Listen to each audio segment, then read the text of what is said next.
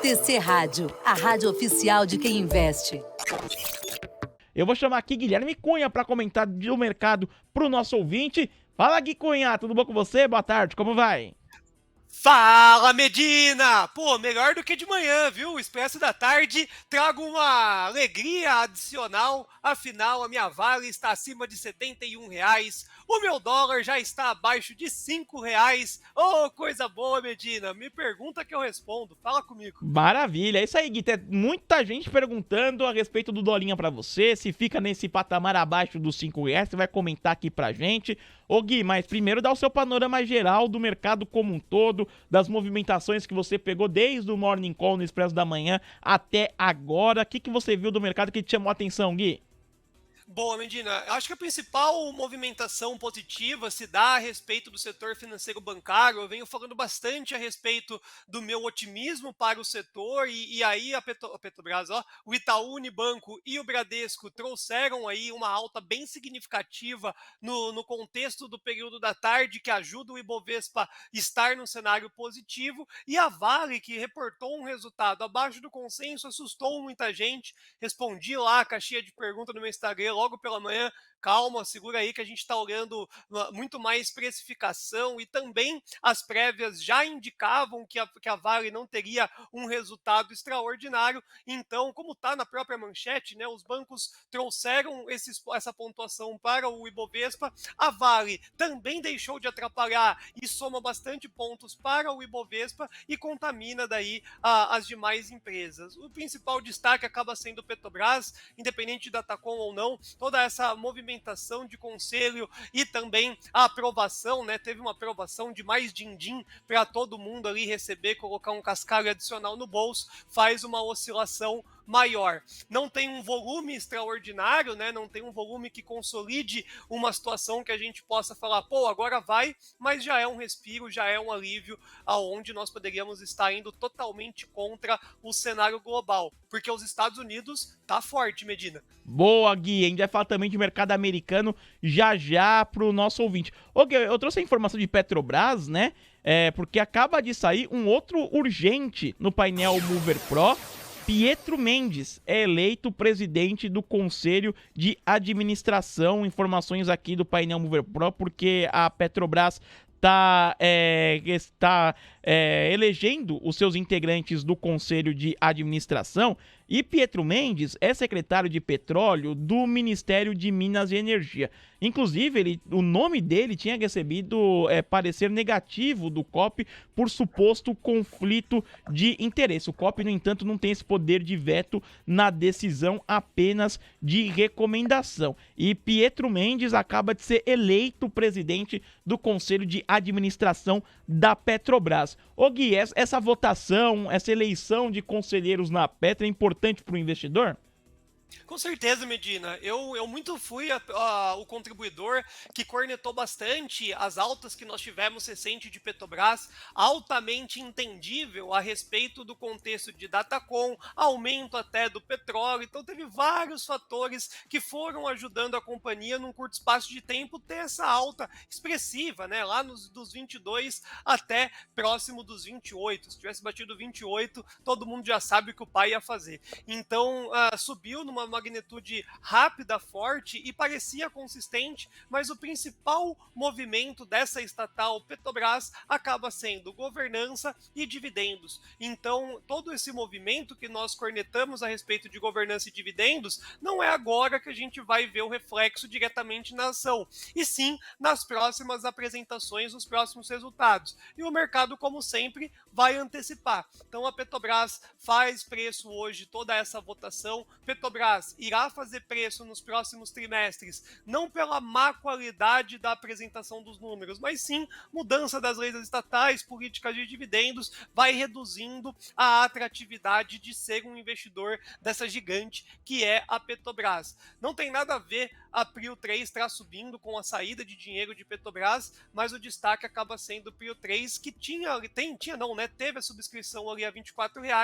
Nós estávamos realmente, de fato, com muito medo de comprar a 3R Petroleum para poder perder toda essa volatilidade, mas se ficar acima dos 30 e romper os 33, que é o que se está desenhando 3R, pode ser que ela tome o lugar aí de Petrobras nos destaques de alta e também Prio 3, seja no curto espaço de tempo semana ou até mesmo no nosso famoso mês de maio. Perfeito, ô Gui. Ainda nesse setor aí das petroleiras também, chegou uma pergunta aqui do nosso ouvinte, do Gustavo Vieira, perguntando, ô Gui, por que a Petrobras cai e a 3R Petroleum sobe? A gente pode destacar isso, ô Mari? Inclusive da 3R Petróleo tem notícia, né, a respeito do balanço também que o Gui vai comentar, mas por que 3R tá subindo bastante, Mari? Exatamente, Medina. Saiu uma notícia aqui no painel Mover Pro que ações da 3R disparam apesar de balanço fraco com expectativa por Polo Potiguar. As ações da 3R dispararam na B3 nesta quinta-feira, apesar do balanço do primeiro TRI divulgado ontem ter sido fraco, com analistas de olho nas perspectivas futuras da companhia, que apontam para a conclusão da compra do Polo Potiguar da Petrobras e também a normalização da produção, Medina. Perfeito. Ô Gui, aí queria que você explicasse um pouquinho mais para o nosso ouvinte essa queda da Petrobras em contrapartida à alta de 3R Petróleo, um pouquinho da sua análise também. Boa, não vamos atrelar uma coisa a outra, tá? Eu acho que a primeira explicação é essa, não é porque uma está caindo, outra está subindo, é a rotação de recurso, não, nada disso, são cenários pontuais. A votação de conselho, troca de governança é um primeiro passo para poder consolidar toda essa transformação da Petrobras e suas políticas de dividendos. Cenário péssimo para quando você analisa o futuro da companhia, então o mercado precifica nesse curto espaço de tempo. 3R Petróleo, por sua vez, apresenta um resultado fraco, assim como a Vale, e já era um cenário esperado. Porém, a gente sempre trouxe aqui, principalmente no trimestre anterior, é muito importante nós estarmos ouvindo as teleconferências e lendo, pelo menos, a carta de administração no PDF de apresentação do balanço, porque ali traz bastante insight. A 3R Petroleum, por várias casas, tanto brasileira quanto também estrangeira, coloca a companhia em patamares, todas elas, tá? Acima de R$50, exatamente por esse cenário do Polo de Potiguar, que é um dos motivos de ter tido uma queda recente, aquele fato relevante do contrato que ia ou não ia, aí agora a gente volta nesse cenário. 3R virou um case extremamente complexo, porque está precisando levantar recurso, então ainda tem algumas falhas que podem gerar balanços não muito favoráveis, mas é um papel especulativo.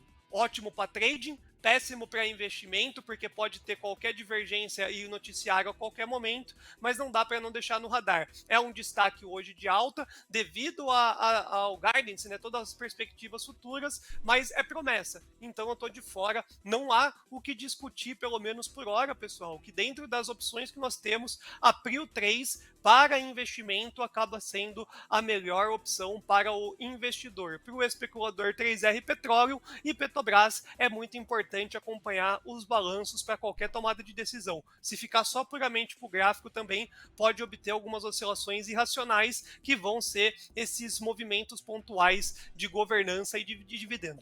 Perfeito. O Guilherme Cunha conosco.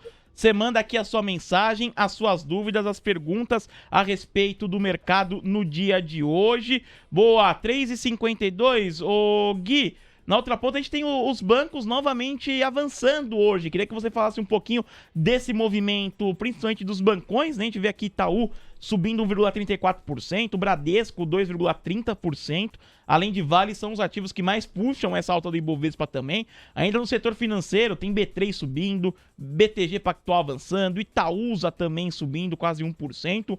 Como que você observa esse movimento de hoje dos bancões, Gui?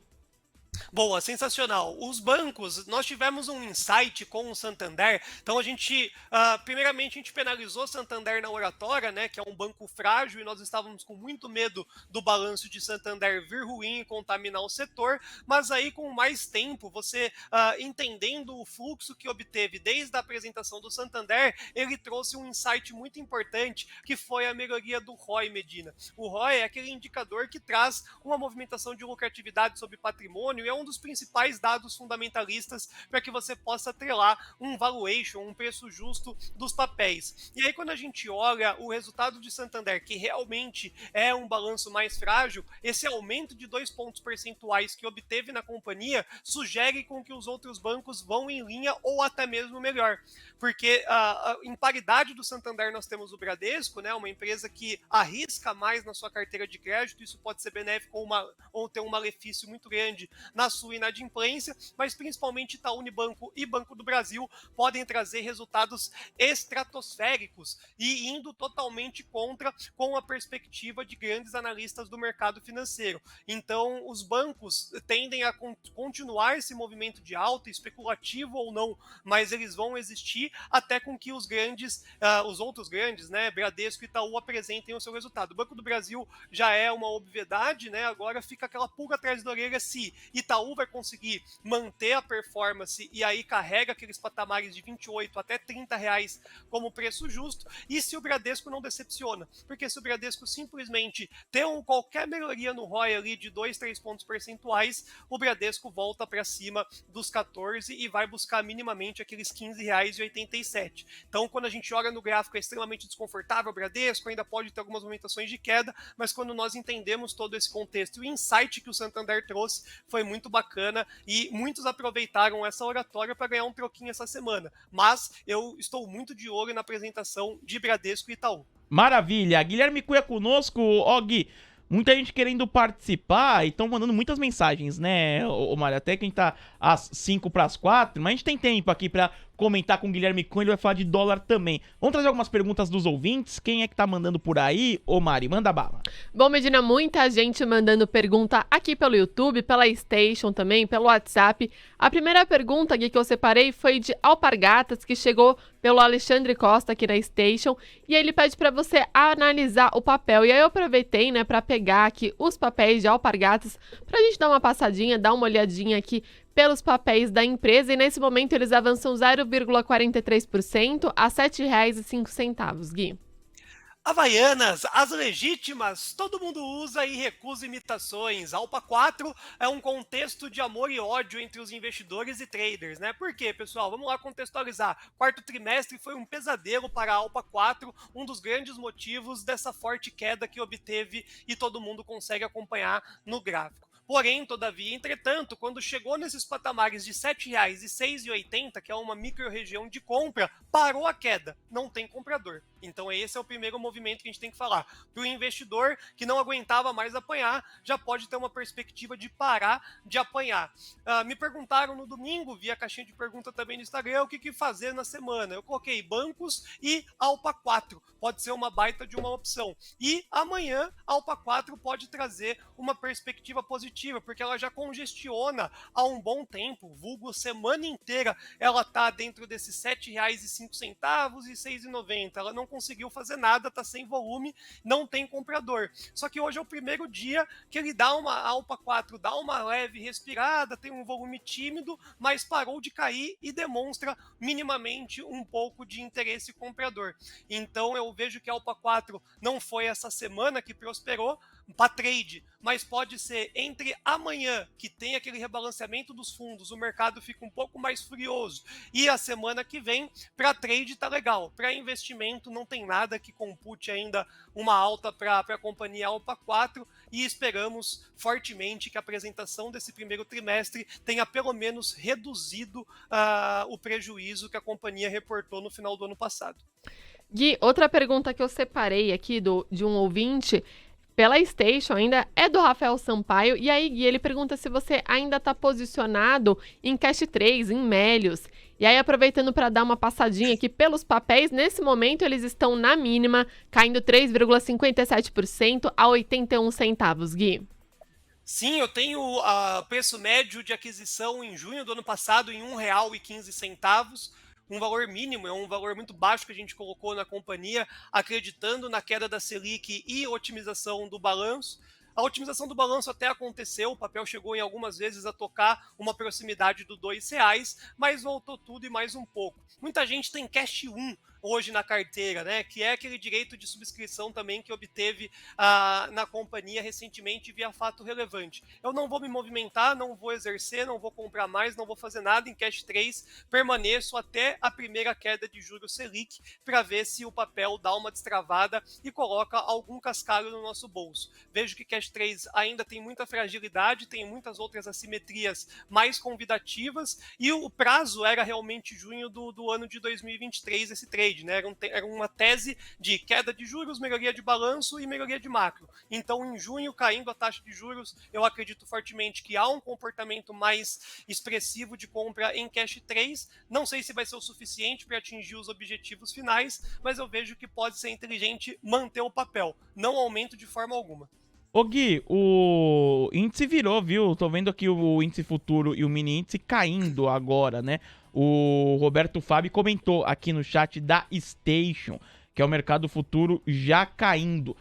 Você poderia comentar também um pouquinho sobre o futuro, ô Gui, até o fechamento? O que dá para esperar a respeito do índice? O índice ele teve um comportamento, na verdade, Medina, nessa semana, que no finalzinho do pregão tá vindo uma ordem compradora grande, como se fosse um leilão de fechamento das ações. O índice futuro, nos últimos minutos, tá carregando bastante comprador. Agora, Medina, eu vejo que é uma extremidade do dólar, que tá puxando o dólar, arrefeceu um pouco a sua queda, que foi para baixo de R$5 e quase foi na mínima projetada da semana, que é o 4,962. Então o dólar tava num IFR extremamente desgastado, então ele chama esse comprador para conseguir derrubar, né? Então olha aí, o índice, né? Aí o dólar ele trouxe uma queda e está chamando. Agora o índice ele vai ficar lateral. Medina, ele vai ficar lateral nesse movimento entre 300 e 400 pontos para cima e para baixo, até esse movimento típico da semana, que é uma velocidade mais compradora. Não vou falar que o índice vai ficar caindo, desabando agora, porque não faz sentido algum. Ele vai ficar nessa lateralização até o final do dia, e final do dia eu acredito que, mais uma vez, hoje e também amanhã, dar essa puxada, porque tá havendo esse rebalanceamento da carteira, tá saindo empresa, tá entrando empresa, o mercado vai se adequando, e isso pinga naturalmente nesse spread que a gente está vendo no índice. E o dólar, mais uma vez, foi buscar lá as mínimas do contrato, então o Bruno foi excelente na parte de cima, né, no 5082 a 5087, foi realmente basicamente a máxima da semana, só teve rompimento falso, e o objetivo é o 4962. Então essa altinha que a gente está vendo no dólar é basicamente para chamar a liquidez para continuar um movimento mais baixista. Tem que tomar cuidado com o dólar, porque ele está com um volume muito baixo, de olho no vencimento do contrato, e pode rasgar a qualquer momento, inclusive. Inclusive, tive uma pergunta aqui de uma ouvinte, vou ver se eu consigo recuperar a pergunta que ela fez. Foi o canal Fiquei Informado. Perguntou, Gui, por que existe uma diferença aí de cerca de 30 pontos entre esse contrato do Dolfoot e o novo contrato WDOM? Por que existe essa diferença, Gui? Bom, é a arbitragem, é o custo do carrego do contrato de dólar versus a política monetária. Então, toda essa parte dos juros mais elevado, todo o contexto do custo de carrego, carrega exatamente hoje 31,5 pontos de diferença de um contrato para o outro. Eu já estou de olho no WDOM, nós fizemos algumas poucas vendas no dia de hoje. Infelizmente, eu não mantive a venda, porque eu gosto de pegar agora o ajuste diário do WDOM e tentar pegar uma diferença para essa rolagem. Muito provavelmente não vou conseguir exercer esse movimento de formato glorioso, né, para tentar pegar uma diferença desses pontos, né, ou seja, compra um e vende o outro, porque o ajuste diário nos penalizou, né, ficou muito próximo do objetivo já que nós tínhamos para essa primeira etapa do contrato. Mas para responder direto e reto, é o custo do carrego de um contrato para outro, por isso que tradicionalmente a gente sempre trouxe aqui para os nossos ouvintes, cuidado com a última semana e os últimos dias do contrato, porque as pessoas vão zerando, vão fazendo essa adequação para não serem penalizados na rolagem. Boa, Gui. Ô, Gui, comenta um pouquinho antes de a gente trazer mais perguntas de ouvintes. Sei que você tem o tempo muito apertado assim, mas a gente vai falando um pouquinho aqui, ô Gui. Qualquer coisa você manda a gente parar com as perguntas. Mas enquanto isso, fala um pouquinho sobre o mercado lá nos Estados Unidos. Hoje é um dia de maior apetite por risco por lá, né, ô Gui? Tivemos os dados econômicos, tem também amanhã o PCI e os balanços também que os investidores têm repercutindo. Bom, Medina, os Estados Unidos da América, você tem que ser. Lá está diferente. É muito mais fácil você olhar para a técnica do que olhar para os dados econômicos. Nós vimos hoje pela manhã um dado péssimo de PIB, tudo veio muito ruim para os Estados Unidos da América, basicamente trazendo ali aquele sentimento mais agressivo de recessão. E o que a Bolsa fez? Simplesmente engatou a quinta marcha poucas horas depois e subiu fortemente. Os balanços trimestrais, Medina, lá nos Estados Unidos, eles estão indo contra aquelas expectativas de queda de lucratividade até aqui. Então existia aí uma perspectiva de queda do lucro das empresas, o que está sendo totalmente contra. Olha o que o Facebook fez, né? A Meta trouxe como gráfico. Se você conseguir colocar o gráfico de Meta, você vai entender muita coisa a respeito dos balanços e qual que está sendo o impacto no índice como um todo. Porém, o que é sustentável, né? Qual que é o prazo desse otimismo? E aí a gente vê na precificação do S&P e a Bolsa como um todo, lá nos Estados Unidos, o 4.200 até o 4.300 como um movimento máximo para esse cenário dos balanços trimestrais. Então, o maior problema que a gente vê lá na Bolsa Americana é que nós estamos muito mais próximo de uma região que sugere uma congestão e contabilidade de lucro do que de compra. Então, a Bolsa Americana é muito importante esperar o comportamento dela nesses 4.200, 4.300 para poder tomar qualquer tipo de decisão. Eu vejo que a partir dali nós podemos ter uma queda um pouco mais forte no S&P, por mais que os resultados sugerem que tenha uma força compradora adicional. A recessão está batendo na porta, Medina. Boa, ô Gui, 4 horas e 5 minutos. Vamos voltar para as perguntas, ô Mari?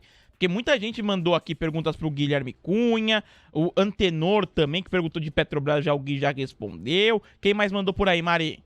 Exatamente, Medina. Eu separei uma pergunta agora que chegou pelo WhatsApp, Gui, da Camila. Ela diz o seguinte, o mercado parece não subir. Aí ela pergunta para você qual que é a sua opinião, o que está travando o mercado. E aí ela complementa a pergunta te perguntando se você acredita que amanhã o mercado consegue fechar, né? A Bolsa consegue fechar acima dos 105 mil pontos, Gui.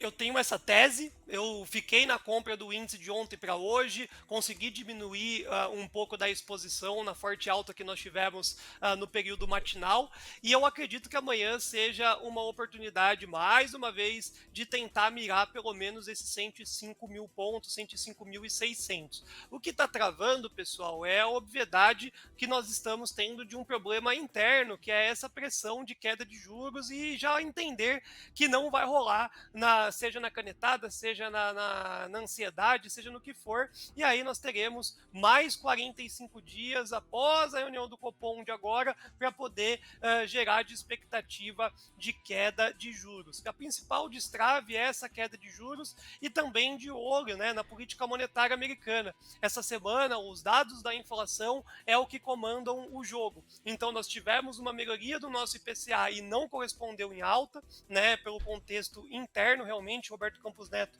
já tinha travado essa perspectiva de queda no curtíssimo espaço de tempo, e agora nós tivemos na data de hoje, com os dados econômicos nos Estados Unidos, uma possibilidade de continuar subindo juros lá na América, que é péssimo para a nossa bolsa aqui também. Amanhã, o que pode ajudar o índice, que é o natural, para poder voltar lá para os 105.600, é o PCI. Amanhã nós vamos conhecer os dados econômicos de inflação ali prévios dos Estados Unidos, e se arrefecer, né, que é um cenário dos analistas, não é meu, mas os analistas trazem o PCI, trazendo uma movimentação de arrefecimento, contabilizando isso amanhã pela manhã, a gente pode ver um movimento mais otimista na nossa bolsa. Adicional a isso, a tradição é que quando tem um rebalanceamento dos fundos, o gringo vem no final do dia e puxa todo mundo na movimentação compradora. Então amanhã é um dia que o índice pode agir de formato irracional, principalmente no finalzinho do dia com esse comportamento perto das 5 da tarde, e ser mais comprador. Para encerrar a análise, para o Bruno Mazzoni, que estuda aí o gráfico para a gente, dos 103.700 aos 102.915 é o principal trigger de compra para a semana. Ô Gui, outra pergunta que separei, tem muita gente perguntando de Pets, o Jonas está perguntando de Pets, o Nelson também, e pediram para você analisar Pets e comentar o que está acontecendo aí com o setor, né, no dia de hoje. Pets é um setor único, né? Pets inaugura aí o varejo canino, não só canino, né? Mas o de pets como um todo. O canino, o pessoal do gato vai ficar bravo comigo. E aí a gente tem uma empresa que fez um IPO trouxe uma novidade para a Bolsa de Valores e, putz, como muitos IPOs, pegou um timing muito bom para adquirir recurso e expandir, mas péssimo para comprar crescimento. E aí nós tivemos vários outros entrantes concorrendo com Pets fora da Bolsa de Valores, que com o passar do trimestre a trimestre foi reduzindo a margem e lucratividade da companhia. Então Pets Pets é muito difícil romper os patamares de R$5, então quando ele vai caindo ali perto de R$5 é meio que natural uma defesa compradora, mas não tem nada que ajude Pets. Por mais que o DI tenha desabado, Pets não conseguiu convencer os compradores, e Pets eu tô vendo que também pode ser uma zia bem forte junto com algumas outras empresas que fizeram IPO. Então tome cuidado com Pets, de olho no balanço. Balanço, se vier prejuízo, vai provavelmente romper esses R$5, virou papel de trade, não papel de investimento.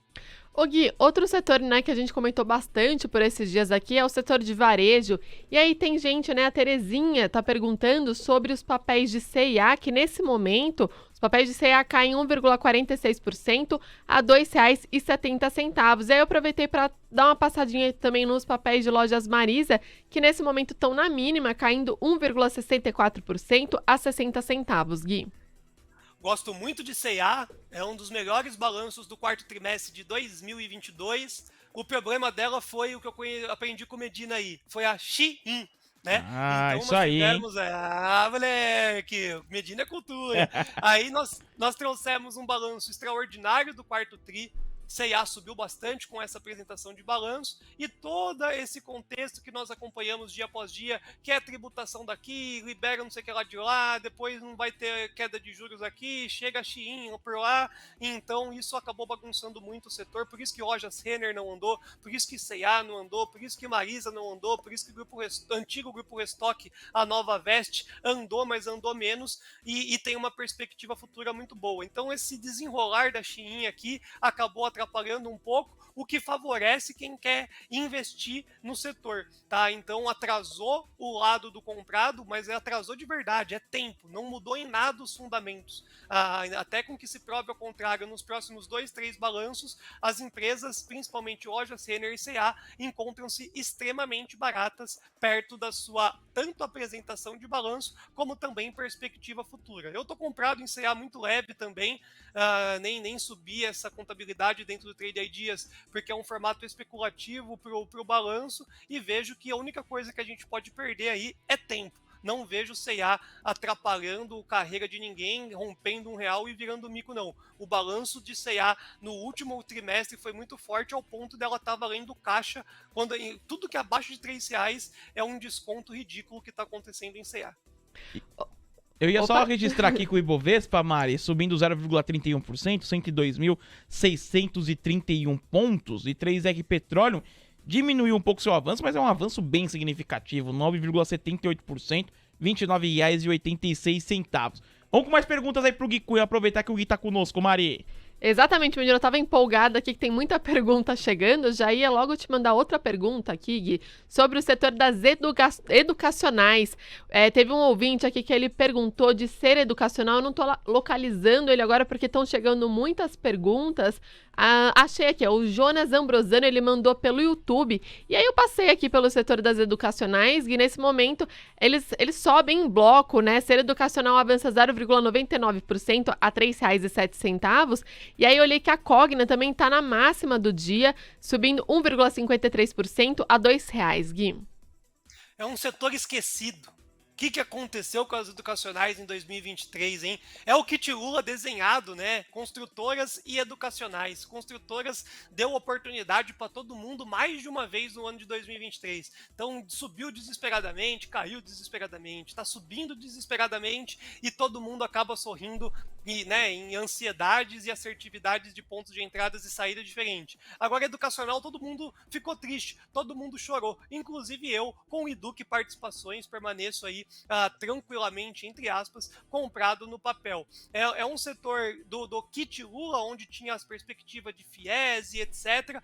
Independente do FIES, o quarto trimestre demonstrou uma melhoria natural para o setor, mas não convenceu. Não convencendo, os papéis papéis, inclusive, sobem sem volume, por isso que a gente vê hoje subindo, amanhã vai cair provavelmente, e ficou chato, pessoal, não tem análise alguma adicional em setor de educacionais, a não ser que tenha uma melhoria muito significativa nos balanços aí do primeiro TRI, que também, infelizmente, não é cenário base, virou uma tese para o meio do ano que vem. Desculpa, para o meio do ano agora, no segundo semestre. O Gui, teve um ouvinte também que tá pedindo para você analisar Gol, aí o setor das aéreas. E aí eu dei uma olhadinha que saiu uma notícia hoje apontando que a companhia aérea espera economizar na casa de 500 milhões de reais em 2023 com a medida provisória que isenta passagens de PIS/COFINS, Gui.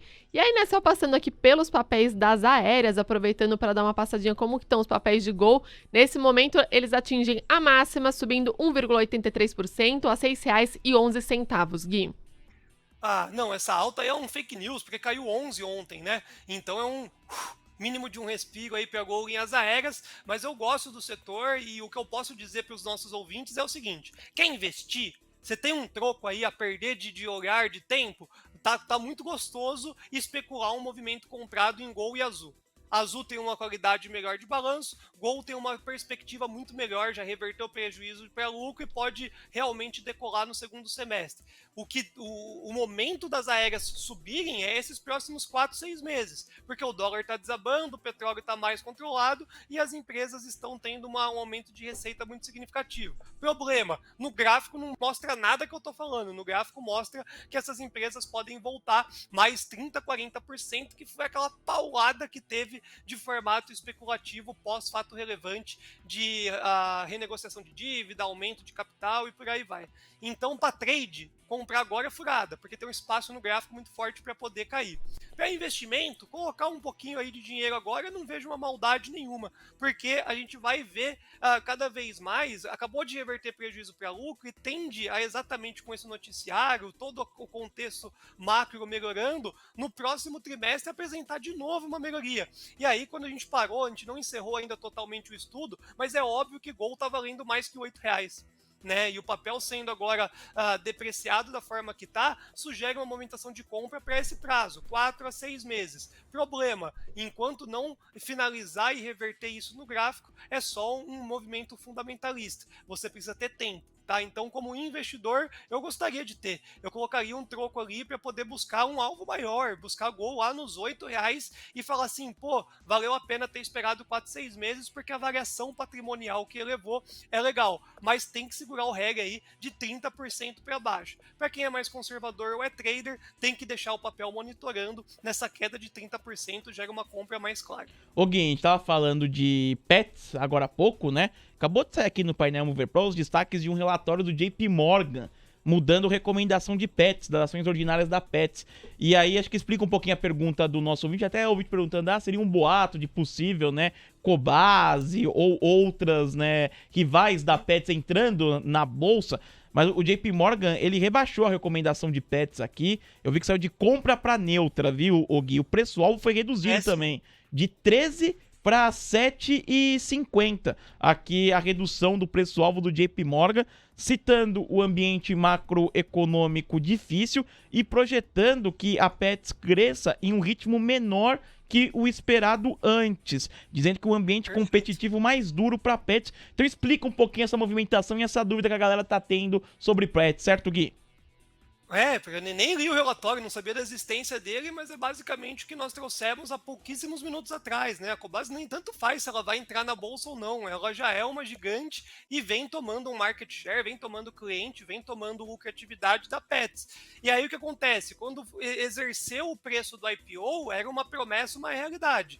2 anos depois aí de um IPO de Pets, a realidade é totalmente diferente e os números demonstram isso. Então as dificuldades que Pets passa para entregar bons balanços são muito difíceis. Por isso que a gente não pode ficar falando, então vamos comprar, caiu demais Pets, vamos comprar Pets porque vai ter uma queda de juros e vai subir. Não faz sentido, porque ela não entrega qualidade no balanço, ela demonstra uma dificuldade. É o que a gente acabou de falar, por exemplo, de 3R. A gente tem uma perspectiva ótima para 3R, então vamos colocar isso em pauta. Tem uma perspectiva ruim para Pets, a gente tem que colocar isso em pauta.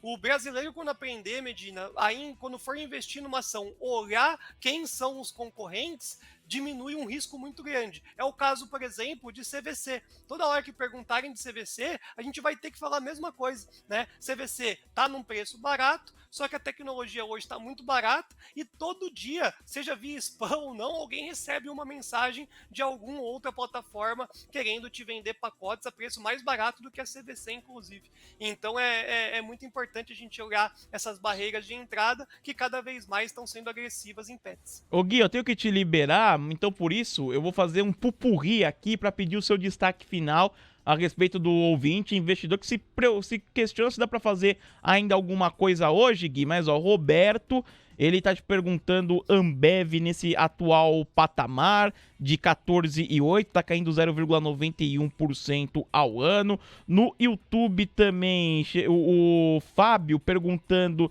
se vale a pena segurar ou vender Vale a R$70, que ele comprou Vale a R$70.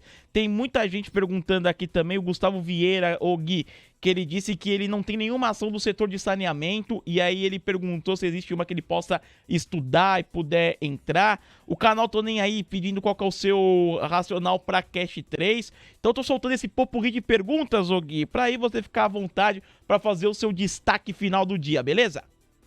Boa, vamos lá. Canal Tô Nem Aí, mais uma vez, um beijo e muito obrigado. Muito feliz aí pelo presente recebido. Cash 3 virou um problema não muito estratosférico em nossas mãos. Vai surgir Cash 1 aí dentro do seu home broker. Se você quiser exercer e aumentar, faz algum sentido acreditando na queda de juros e aumento da companhia. Eu não vou fazer, tá? Eu vou permanecer intacto, esse Cash 1 vai sumir e aí nós vamos ver, inclusive, o agrupamento das ações nas cenas dos próximos capítulos.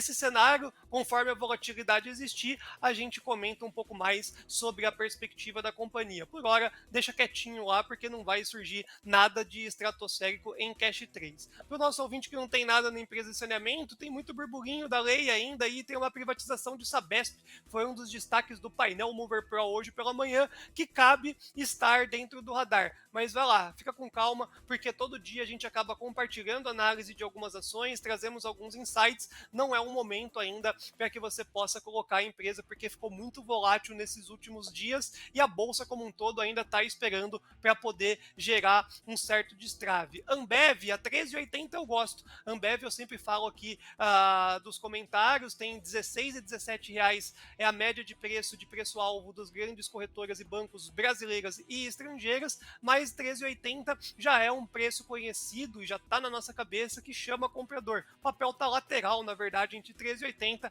e 15 reais e pouquinho. Então esse trade já gera um valorzinho legal e para investir nos 13,80 fica mais confortável. Você evita comprar e pegar essa movimentação para a queda. Para esse final do dia, pessoal, é um cenário extremamente desconfortável, o mercado já está parado, né? O dólar já vai tentar dar uma alta para poder melhorar essa formação do ajuste diário e da rolagem do contrato, mas já caiu o que tinha que cair. Então o dólar fica realmente para amanhã. Agora o índice, se quem gosta de ver fluxo, né, se começar a entrar fluxo a partir do fechamento do leilão de ações, ultimamente está subindo 500, 600 pontos numa talarada só. Aí é especulativo. Eu, sinceramente, Medina, encerro a carreira por hoje e só volto amanhã. Maravilha, Guilherme Cunha. E amanhã tem mais pra gente encerrar a semana, então. Quero agradecer a sua participação. Um grande abraço a você e até amanhã, Gui. Valeu, pessoal. Um beijo no coração de todos. Até amanhã. Fui! TC Rádio, a rádio oficial de quem investe.